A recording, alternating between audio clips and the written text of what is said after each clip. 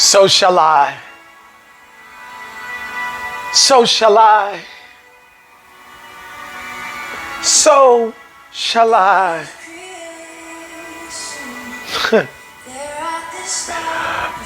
Before the beginning of time. That's really one of my favorite parts of this entire song, because it suggests a God who sits outside of the realm of space-time. It suggests and asserts that there is a God who is not constrained by what constrains you and me. That's good news. That before time began, God was. He was. And He is. When you think of the stars, you think of the millions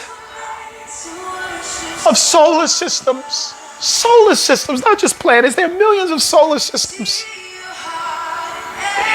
There's millions of galaxies, and each galaxy holds many solar systems, and every solar system holds many planets. And the God that we serve created it all. And yet, it is not just that He's powerful, but He's personal. For David writes that He knows the very number of hairs on our head, and knows the word before it's left our tongue, the thought while it's still in our mind. You knit me, He wrote, in my mother's womb. You hem me in before and behind. It's not just that we praise and worship a God who is powerful, but He's personal. A God who knows everything about the universe, but yet cares everything about you. It's so befuddling and confusing that the angels have said, what is it about man that you consider him? It is almost blasphemous. If you're not careful for other faith traditions, it seems to be blasphemous what it is about you that the God of creation would care about you. For the world is plenteous of deities or supposed deities that are powerful, that sit on mountains with the pantheon of other gods, that thunder down decrees and rules and laws. But that's not what makes our God different. It is that He did not stay in heaven, but He left His abode in the heavens, counting Himself not robbery to be equal with God, but humbled Himself to the point of flesh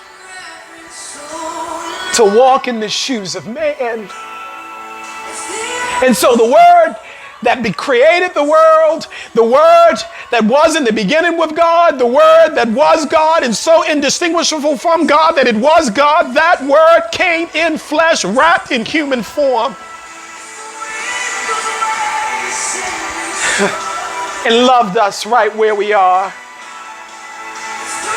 And then He made a radical statement here on earth, so radical that even now still there are theologians that are questioning it, and there are pastors and preachers that don't even want to minister on it. Jesus said, greater works you shall do than I did.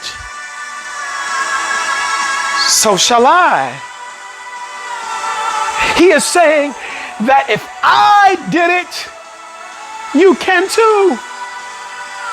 If I overcame the sting of death, so can you.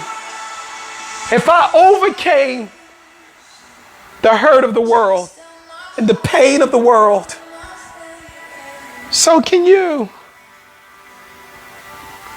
If I traversed being humiliated and being tossed aside,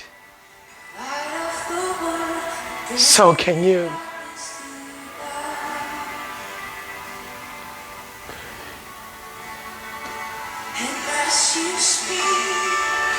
It's the Word of God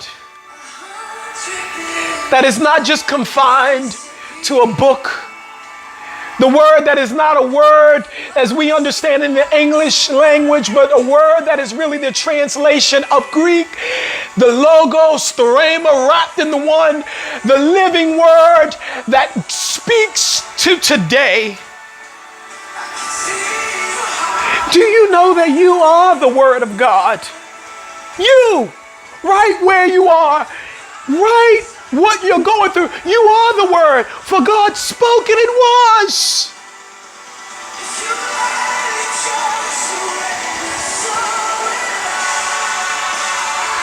In your life may be the only Bible that somebody sees.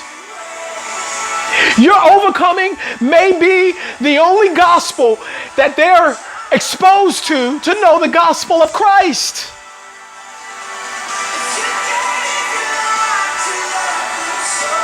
And God, who loved the world, so loved the world, that he gave his only begotten Son.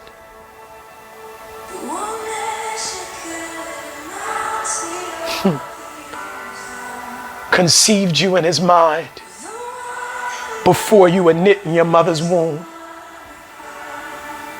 And he's calling you. Will you answer? Will you answer?